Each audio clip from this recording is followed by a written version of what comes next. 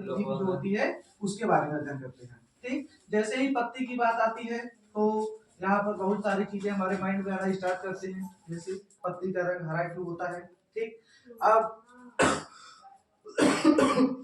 उसके साथ साथ जो भोजन बनाने की प्रक्रिया होती है वो भी कहाँ से स्टार्ट होती है, तो पत्ती से ही स्टार्ट होती है। ठीक, ये सब चीजें हमारे माइंड में आती हैं। अब हम क्या करते हैं, एक डायग्राम के मदद से समझने का प्रयास करते हैं। जैसे मान लेते हैं ये हमारा क्या हो गया, एक तना हो गया। ठीक, ये क्या हो गया, अर्थ हो गया। ठीक, और ये अर्थ के नीचे वाला भाग, ठीक है, यहाँ पर वाटर मॉलिक्यूल्स पाए जाते हैं। ठीक, अब यहाँ से हम शुरुआत करते हैं, जहां से पत्ती निकलती है। ठीक, जिस स्थान से निकलेगी उसको हम क्या बोलते हैं, नोड बोला जाता है। कम बोलिएगा, आप लोग समझा रहे हैं तो कम बोलो। ठीक, अच्छे से समझो। ठीक, इसको हम क्या बोलेंगे, नोड बोलेंगे। ठीक, उसके बाद बेटा देखो, जो पत्ती होती है वो जहां से निकलती है उसके आगे का कुछ भाग क्या होता है, मोटा होता है। उसी मोटे भाग को हम क्या बोलते हैं, पेशियोल बोलते हैं। उस मोटे भाग को हम क्या बोलेंगे, पेशियोल। इतनी चीजें सबको समझ में आ रही है। ठीक, अब उसके बाद से जो पेशियोल होता है यही क्या होता है, आगे चल के क्या हो जाता है, पतला हो जाता है। पेशियोल क्या होता है, आगे चल के पतला हो जाएगा। और ये जो पतला वाला भाग होता है पूरे बीच से होते हुए जाता है, इसलिए हम इसको क्या बोलते हैं, मध्य सिरा। इतनी चीजें सबको समझ में आ रही है। ठीक, अब यहाँ से पेशियोल के आगे से पत्ती का फॉर्मेशन होता है, मतलब पत्ती स्टार्ट कहाँ से होती है, पेशियोल के आगे से। ठीक, इतनी चीजें समझ में आ रही है। और ये मध्य सिरा होता है, मध्य सिरा के साथ इसमें क्या होती है, कुछ छोटी छोटी कुछ सिराएं भी पाई जाती है। ये क्या होती है, सिराएं पाई जाती हैं, और सिराओं में क्या होता है, छोटी सिरा पाई जाती है। आप पत्ती को देखते हैं। ठीक, तो पत्ती में क्या होता है, एक बीच से लाइन गई रहती है, उसके साथ साथ छोटी छोटी लाइनें, जैसे ये पत्ती हो गया। ठीक, तो ये बीच से लाइन हो गई, इसके बाद छोटी छोटी लाइनें गई रहती हैं। फिर इसमें भी क्या होती है, छोटी छोटी लाइनें गई रहती हैं, गई रहती है नहीं गई रहती है। ठीक, तो ये मध्य सिरा हो गया, ये सिरा हो गया, और इसको क्या बोलेंगे, छोटी सिरा। इतनी चीजें क्या होगी, सबको समझ में आई। ठीक, आगे देखते हैं। छोटी सिरा सबको समझ में आई ना।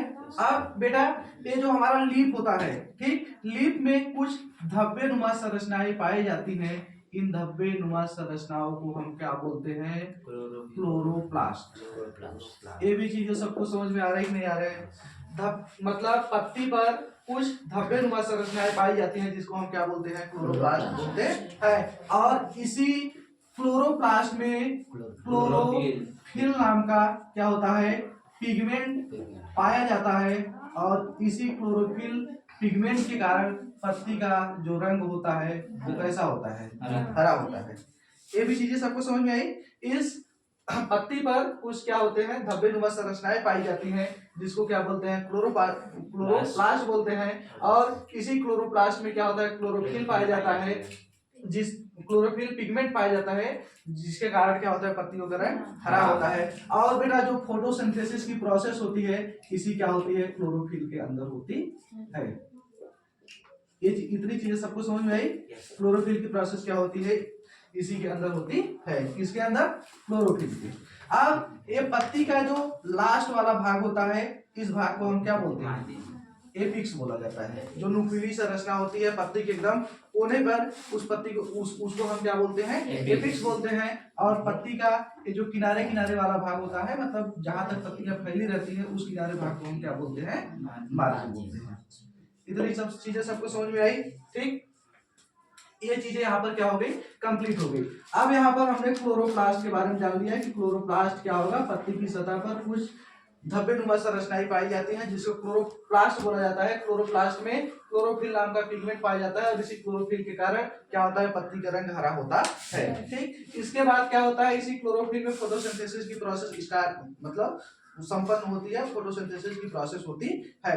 अब इसके बाद क्या होता है, इस क्लोरोप्लास्ट के अलावा पत्ती पर क्या होते हैं, कुछ छिद्र पाए जाते हैं। उन छिद्रों को हम क्या कहते हैं, रंध्र या स्टोमेटा।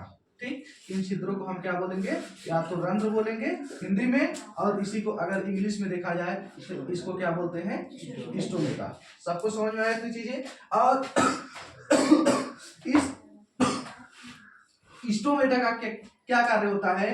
तो हम लोगों ने क्या नाम सुना था?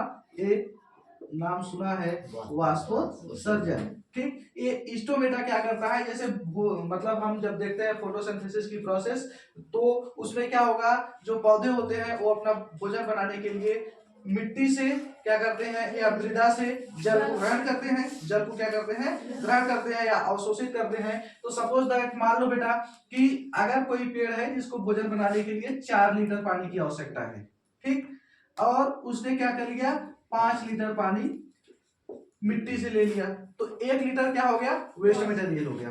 हुआ कि नहीं? जैसे हम लोग खाना बनाते हैं तो जो चीजें क्या होती हैं, किचन में जो वेस्ट रहता है उसको फेंक दिया जाता है, उसी तरह से 1 लीटर पानी यहाँ पर क्या है, वेस्ट है।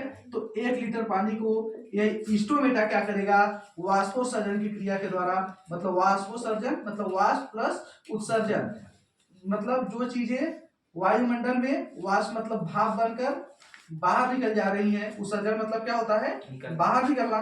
ठीक, उत्सर्जन मतलब क्या होता है, बाहर निकलना। जैसे खाना खाए तो जो न्यूट्रिशन शरीर को लेना था ले लिया, उसके बाद मल के रूप में बाहर निकल गया, उसी तरह से जो एक्स्ट्रा वाटर है वो भाप के रूप में क्या होता है, बाहर निकल जाता है। ठीक, तो इसका जो स्टोमेटा होता है, इसका फर्स्ट फंक्शन यही होता है, पहला कार्य यही होता है कि जो वाष्प होता है उसको क्या करता है, ये बाहर निकालता है, और इसी क्रिया को वाष्पोत्सर्जन बोला जाता है। कितने लोगों को ये चीजें समझ में आ रही हैं? सबको समझ में आई कि नहीं? वाष्पोत्सर्जन किसे बोलेंगे? जो एक्स्ट्रा वाटर रहता है वही वाष्प बनकर क्या होता है, रंध्र की सहायता से, स्टोमेटा की सहायता से क्या करता है, वायुमंडल में छोड़ा जाता है, उसी को हम क्या बोलेंगे, वाष्पोत्सर्जन बोलेंगे। इसके साथ साथ बेटा ये जो स्टोमेटा होता है ये क्या करता है, भोजन बनाने के लिए कार्बन डाइऑक्साइड को वायुमंडल से अंदर लेता है, और उसके बाद ऑक्सीजन को क्या करता है, बाहर छोड़ता है। बाहर छोड़ेगा कि नहीं छोड़ेगा? ये स्टोमेटा क्या करता है, भोजन बनाने के लिए वायुमंडल से कार्बन डाइऑक्साइड को अंदर लेता है और ऑक्सीजन को क्या करता है, बाहर छोड़ता है। तो ये इसके दो फंक्शन होते हैं स्टोमेटा के। एक क्या करेगा, वाष्पोत्सर्जन की जो प्रोसेस हो रही है उसके लिए जिम्मेदार है, और दूसरा क्या करेगा, कार्बन डाइऑक्साइड को अंदर लेने के लिए जिम्मेदार है, और बाहर निकालने के लिए भी क्या होता है, जिम्मेदार होता है। बंद करो उसको।